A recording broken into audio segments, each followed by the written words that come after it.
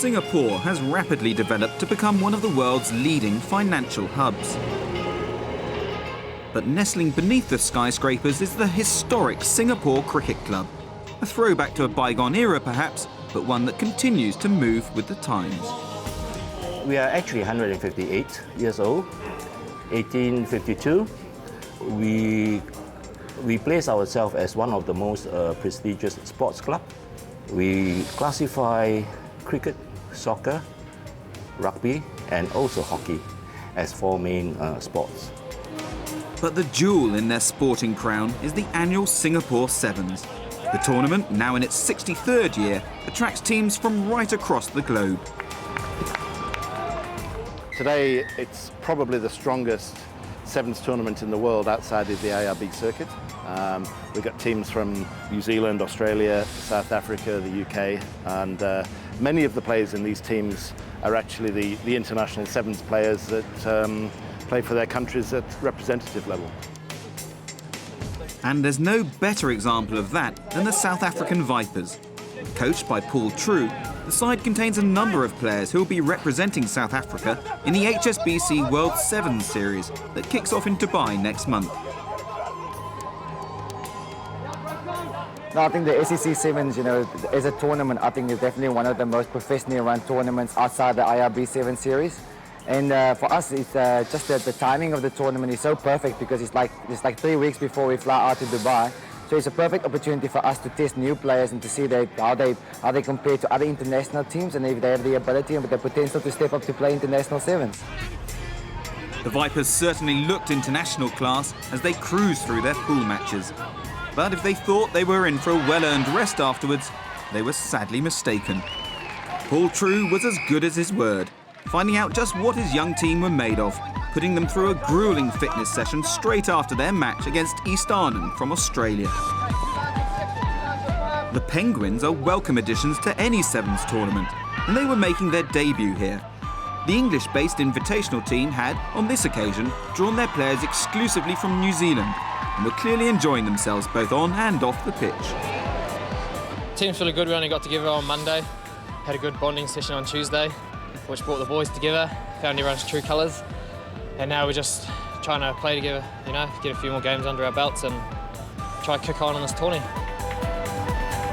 The tournament is also important for the development of up-and-coming referees, and there was one particular name and face rugby fans might have recognised: Matt O'Brien, son of former international referee Paddy.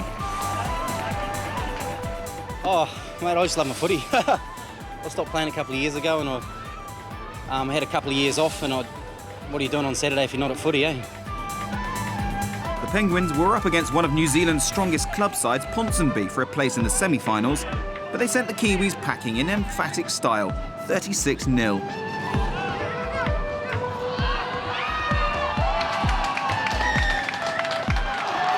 Elsewhere in the quarter-finals, the Vipers faced the Fijians of Devitalevu in a repeat of the two previous finals.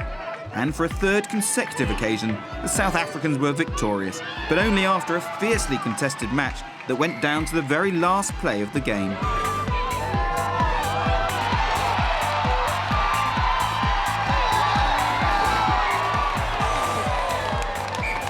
Both teams comfortably won their semi-finals, and ahead of the tournament's finale, the Penguins lived up to their name with some pre-match water therapy.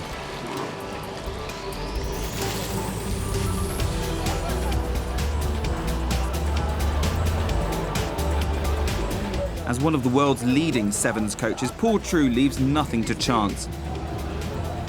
iPad technology is one of his latest analytical tools, but the time for talking would soon be over as the heavens opened above them.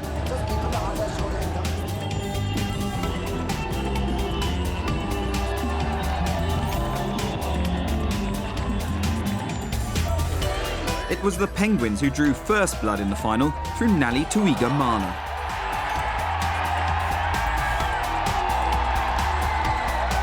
But the Vipers responded through a Bernardo Botha try.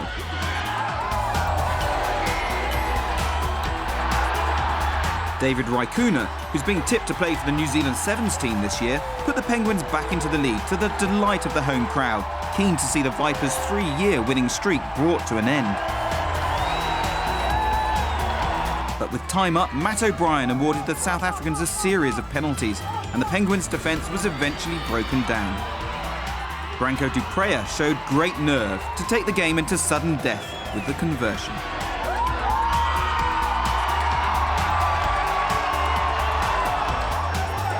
But it was the Penguins who finished the stronger in the wet conditions, Raikkonen taking advantage of a defensive lapse to score the winning try.